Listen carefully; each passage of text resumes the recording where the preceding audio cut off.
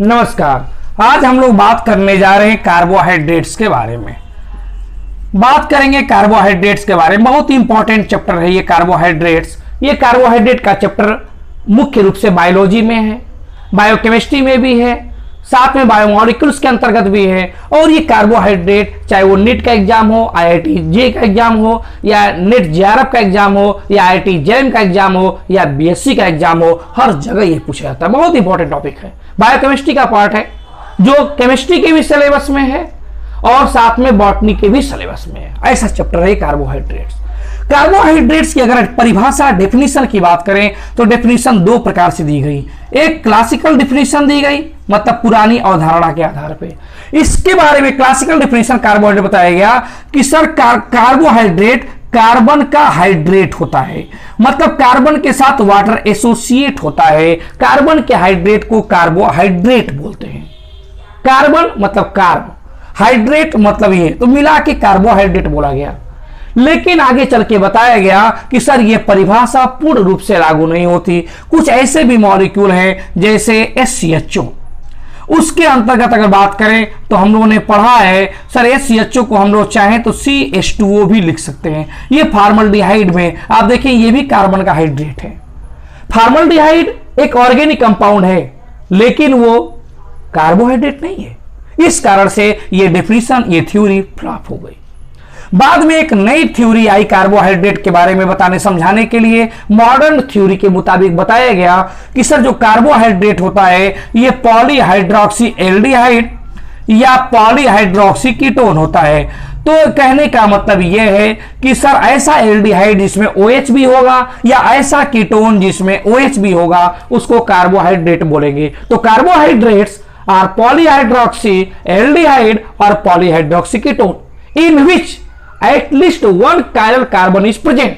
Carbohydrate की सबसे बड़ी विशेषता होती है कि इस कार्बोहाइड्रेट्स के फार्मूले में एक ऐसा कार्बन होगा जिसे 4 अलग अलग एटम या ग्रुप जुड़े होंगे, मतलब एक कायरल कार्बन एटम कार्बोहाइड्रेट में अवश्य पाया जाएगा। तो कार्बोहाइड्रेट के बारे में जान लें, कार्बोहाइड्रेट के अंदर OH भी होगा क्योंकि पॉलीहाइड्रोक्सी एल्डिहाइड है या पॉलीहाइड्रोक्सी कीटोन है, और उस कार्बोहाइड्रेट में एक कार्बन कायरल होगा। कायरल का मतलब सर चारों एटम इससे जुड़े हुए जो होंगे वे सब अलग अलग होंगे। एक से ज्यादा कायरल हो सकता है लेकिन कम से कम एक कायरल तो होना ही चाहिए। अब ये कार्बोहाइड्रेट की परिभाषा थी। उसके बाद कार्बोहाइड्रेट की क्लासिफिकेशन स्टार्ट हो जाती है। क्या स्टार्ट हो जाती है बाबू? क्लासिफिकेशन। क्लासिफिकेशन की अगर बात करें तो क्लासिफिकेशन में इस कार्बोहाइड्रेट में डिवाइड किया गया मोनोसैकेराइड्स के बारे में। सबसे पहली बात की जाती है मोनोसैकेराइड्स के बारे में। मोनोसैकेराइड्स और उसके बाद मोनोसैकेराइड्स के अलावा डिवाइड किया जाता है ओलिगोसैकेराइड्स के बारे में, और ओलिगोसैकेराइड्स के अलावा डिवाइड किया जाता है पॉलीसैकेराइड्स के बारे में। मोनोसैकेराइड क्या है? सर कार्बोहाइड्रेट को पहली बात तो स्वाद में मीठा होता है इसलिए सैकेराइड्स बोलते हैं। कार्बोहाइड्रेट को स्वाद में मीठा होने के कारण सैकेराइड्स बोलते हैं। और ये कार्बोहाइड्रेट ऐसा कार्बोहाइड्रेट जो वाटर से रिएक्शन कराने के बाद, किससे रिएक्शन कराने के बाद? वाटर से। जब वाटर से रिएक्शन कराएंगे तो उस प्रोसेस को बोलेंगे हाइड्रोलिसिस। मतलब ऐसा कार्बोहाइड्रेट जो वाटर से रिएक्शन कराने के बाद, मतलब हाइड्रोलिसिस कराने के बाद फिर किसी मॉलिक्यूल में ना टूटे, ना डिसोसिएट हो, उस मॉलिक्यूल को, उस कार्बोहाइड्रेट को बोलते हैं मोनोसैकेराइड। तो मोनोसैकेराइड एक ऐसा कार्बोहाइड्रेट होगा जो हाइड्रोलिसिस कराने के बाद किसी अन्य छोटे छोटे मॉलिक्यूल में नहीं टूटेगा, उसे मोनोसैकेराइड्स कार्बोहाइड्रेट बोलेंगे। ओलिगो क्या होता है सर? ओलिगो ऐसा कार्बोहाइड्रेट होता है कि जिसको अगर वाटर से आप रिएक्शन कराएंगे तो रिएक्शन कराने के बाद 2 से लेकर 10 मॉलिक्यूल के बीच में टूट सकता है। हो सकता है कि वो कार्बोहाइड्रेट वाटर से रिएक्शन कराने के बाद 2 छोटे छोटे मॉलिक्यूल में टूट जाए, हो सकता है 3 छोटे छोटे मॉलिक्यूल में टूट जाए, हो सकता है 4 छोटे छोटे मॉलिक्यूल में टूट जाए, हो सकता है 10 तक टूट जाए। अगर ये कार्बोहाइड्रेट 2 से लेकर 10 तक टूट जाता है तो उसको ओलिगोसैकेराइड्स बोलेंगे। और ऐसा कार्बोहाइड्रेट जिसका वाटर से रिएक्शन कराने के बाद वो 10 से ज्यादा मॉलिक्यूल में टूटे, मोर देन 10, अगर 10 से ज्यादा मॉलिक्यूल में टूट जाता है तो उसको हम लोग बोलेंगे कि सर वो पॉलीसैकेराइड है। हो सकता है कि ऐसा कार्बोहाइड्रेट हो जिसका वाटर से हाइड्रोलिसिस का आप कराएं तो वो 10, 20, 50, 100, 200, 500, 1000 मॉलिक्यूल में टूट जाए। उसको आप बोलेंगे पॉलीसैकेराइड्स। तो ऐसा कार्बोहाइड्रेट जो वाटर से रिएक्शन कराने के बाद टूटे ही ना, उसे मोनोसैकेराइड। जो 2 से 10 मॉलिक्यूल में टूट जाए उसे ओलिगोसैकेराइड्स, और जो 10 से भी ज्यादा मॉलिक्यूल में टूटे, सैकड़ा हजारों की संख्या में टूटे, उसे पॉलीसैकेराइड बोलेंगे। मोनोसैकेराइड्स का एग्जांपल अगर बात करें तो आप ग्लूकोज का एग्जांपल बोलेंगे, फ्रक्टोज का एग्जांपल बोलेंगे और गैलेक्टोज का एग्जांपल बोलेंगे। कोई पूछेगा मोनोसैकेराइड का एग्जांपल बताओ मुझे, तो आप बता देंगे ग्लूकोज है, फ्रक्टोज है, गैलेक्टोज है। कोई पूछेगा ओलिगोसैकेराइड का एग्जांपल बताओ, तो ओलिगोसैकेराइड्स में सर सुक्रोज भी होगा, ओलिगोसैकेराइड्स के अंदर बात करें तो माल्टोज भी होगा, लैक्टोज भी होगा। अब कोई पूछे सर पॉलीसैकेराइड का एग्जांपल बताओ, तो पॉलीसैकेराइड के बारे में बता देंगे स्टार्च है, स्टार्च के अलावा सेलुलोज है, सेलुलोज के अलावा डेक्स्ट्रीन है। ये सब एग्जांपल पॉलीसैकेराइड्स के होते हैं, स्टार्च, सेलुलोज और डेक्स्ट्रीन का। अब इस ओलिगोसैकेराइड्स को भी डिवाइड कर दिया गया बेटा। ओलिगोसैकेराइड्स में भी बताया गया सर डाइसैकेराइड हो सकते हैं, ट्राइसैकेराइड हो सकते हैं और टेट्रासैकेराइड्स हो सकते हैं। ये ओलिगोसैकेराइड्स अगर वाटर से रिएक्शन कराने के बाद, मतलब हाइड्रोलिसिस कराने के बाद, दो मॉलिक्यूल दो मोनोसैकेराइड में टूट जाए, अगर दो मोनोसैकेराइड में टूटेगा तो उसे डाइसैकेराइड बोलेंगे, 3 मॉलिक्यूल में टूटेगा तो ट्राइसैकेराइड बोलेंगे, 4 में टूटेगा तो टेट्रासैकेराइड बोलेंगे। आपसे फार्मूला पूछेगा, डाइसैकेराइड का फार्मूला बता दो, डाइसैकेराइड का फार्मूला बताओ, तो बता देंगे डाइसैकेराइड का फार्मूला सुक्रोज भी है, माल्टोज भी है, लैक्टोज भी है। डाइसैकेराइड का फार्मूला पूछेगा सुक्रोज, माल्टोज, लैक्टोज बताएंगे। आपसे पूछेगा ट्राइसैकेराइड का फार्मूला बताओ मुझे, तो ट्राइसैकेराइड्स का अगर आपसे फार्मूला पूछेगा तो आप उस फार्मूला को बता देंगे रैफिनोज। क्या बताएंगे आप? रैफिनोज। हो सकता है कि आपसे टेट्रासैकेराइड का फार्मूला पूछे तो उसके बारे में स्टैकिरोज बताएंगे। स्टैकिरोज होता है टेट्रासैकेराइड्स का फार्मूला। पॉलीसैकेराइड्स का फार्मूला आपको मैंने बता दिया है, स्टार्च है, सेलुलोज है और डेक्स्ट्रीन है।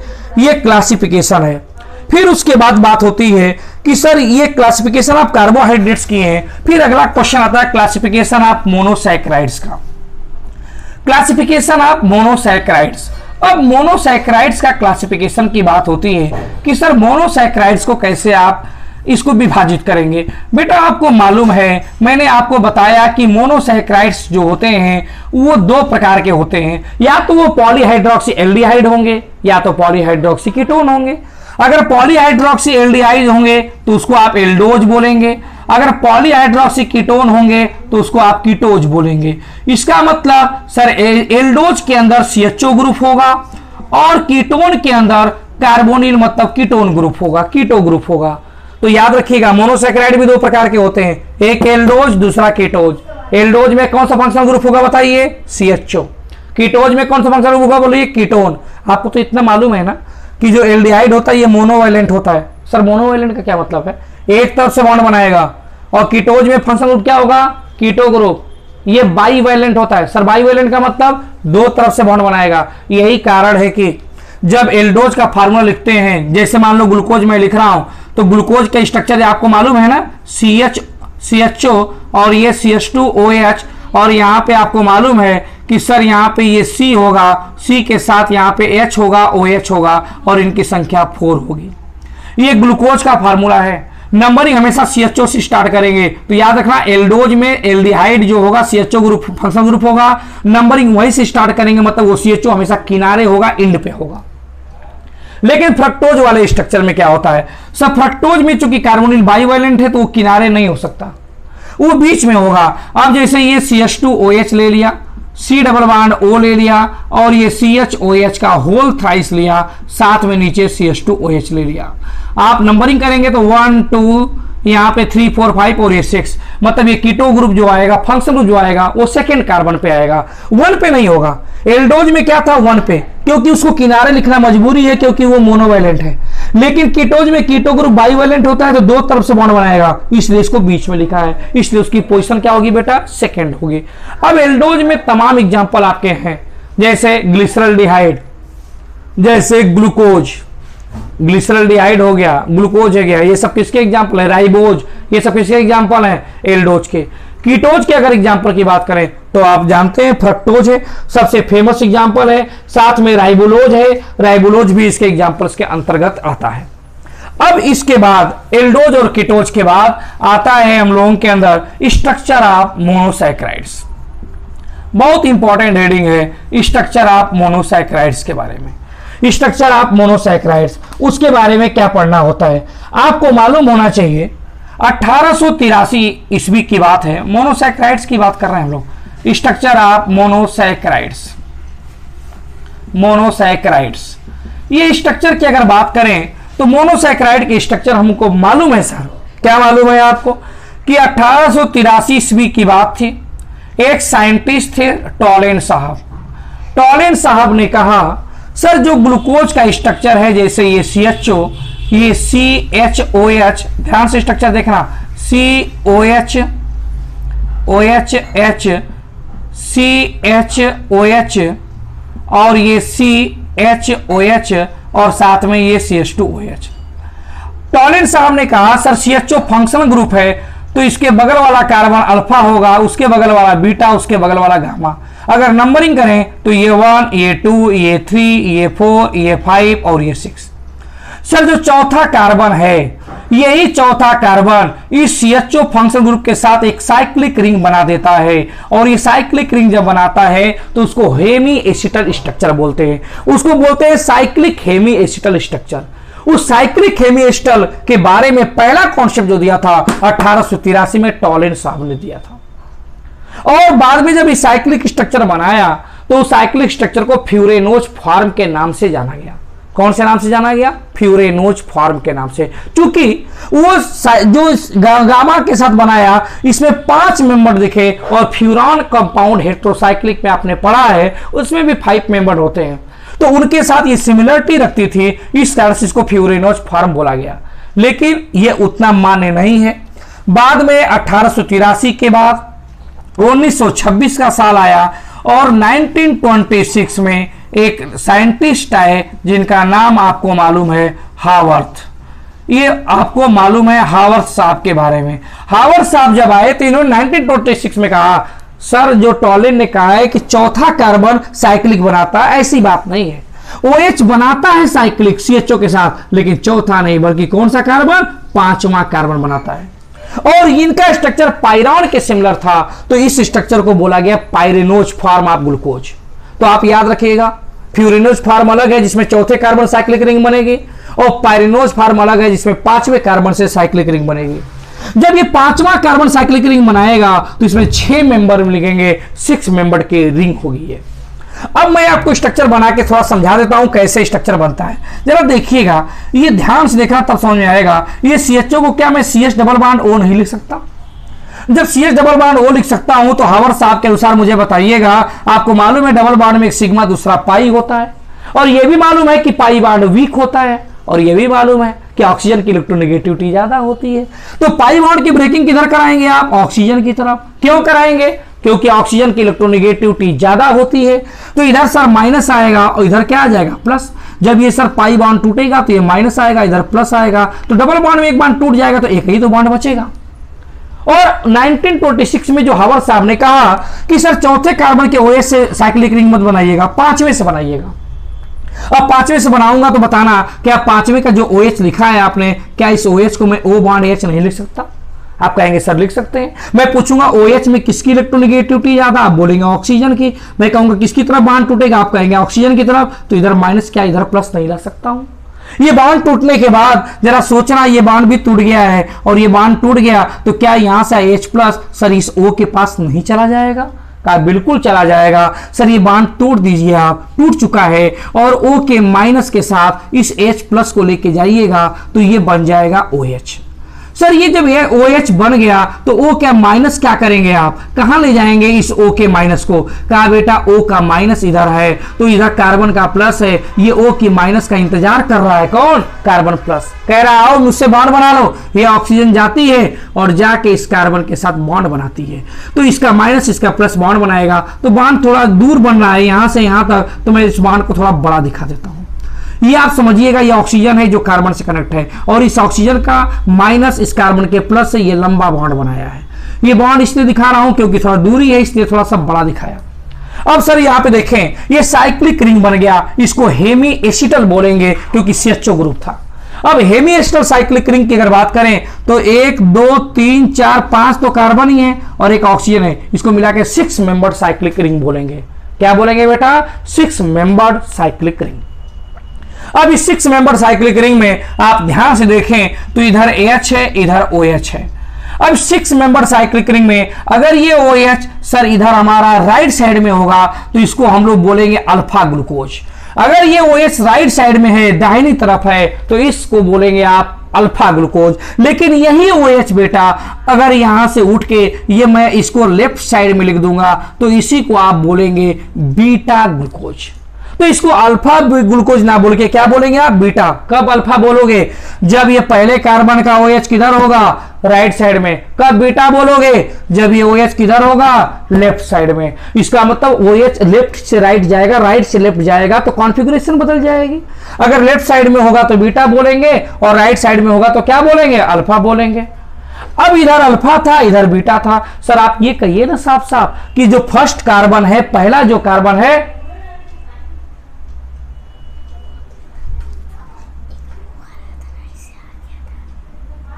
जो पहला कार्बन है उस पहले कार्बन के कॉन्फ़िगरेशन के हिसाब से अल्फा और बीटा डिसाइड होगा।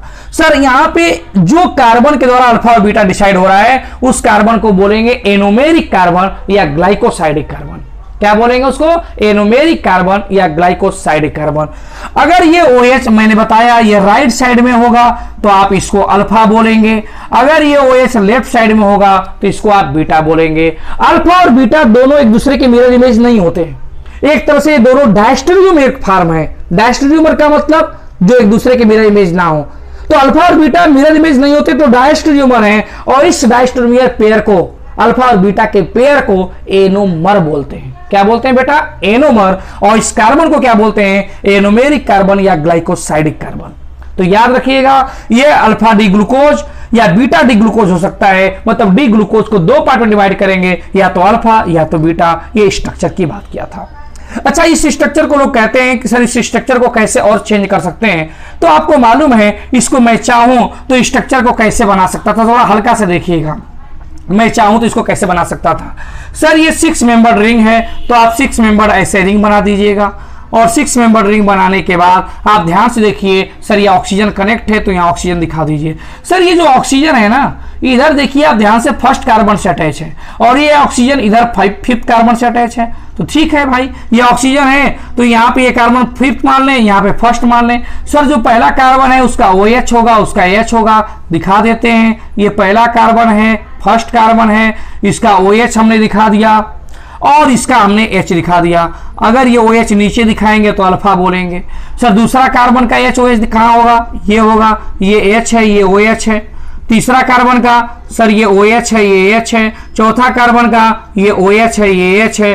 पांचवा कार्बन को देखिए ध्यान से आप, पांचवा कार्बन से एक तरफ H जुड़ा है तो ये H दिखा दिया और उसी कार्बन से आप देखिए ऑक्सीजन कनेक्ट है तो ये ऑक्सीजन कनेक्ट तो है और उसके साथ ये छठा CH2OH है, ये CH2OH दिखा दिया और ये 6 कार्बन हो गया। इसको हम लोग इस फॉर्म में भी लिख सकते हैं, साइक्लिक फॉर्म में। तो हमने बताया कि ग्लूकोज का ओपन स्ट्रक्चर नहीं बल्कि साइक्लिक हेमी स्ट्रक्चर होता है और इसको आप साइक्लिक फॉर्म में डोनेट कर सकते हैं। सर ये OH जो राइट साइड में था अल्फा फॉर्म में, इसको साइक्लिक लिखोगे तो इसके नीचे लिखेंगे, ये अल्फा फॉर्म है। इसी OH को मैं उठा के ऊपर लिख दूंगा। अगर मान लीजिए यहाँ OH लिख दिया, यहाँ पे H कर दिया तो अब ये अल्फा नहीं हो जाएगा, क्या हो जाएगा? बीटा। तो अल्फा और बीटा अपने हिसाब से आप चेंज कर सकते हैं। आप ऊपर रखेंगे, नीचे रखेंगे, ये आप पे डिपेंड करता है। तो ग्लूकोज मोनोसैकेराइड को हम लोग अल्फा और बीटा में डिवाइड कर देंगे और ये पहले कार्बन के द्वारा होगा। बाकी किसी की कॉन्फ़िगरेशन नहीं चेंज करते हैं, सिर्फ फर्स्ट कार्बन की चेंज करते हैं। इस कारण से इसको हम लोग एनोमेरिक कार्बन या ग्लाइकोसाइडिक कार्बन भी बोलते हैं। और अल्फा और बीटा दोनों को एक साथ मिलाकर बोलेंगे एनोमर। क्या बोलेंगे उसको? एनोमर।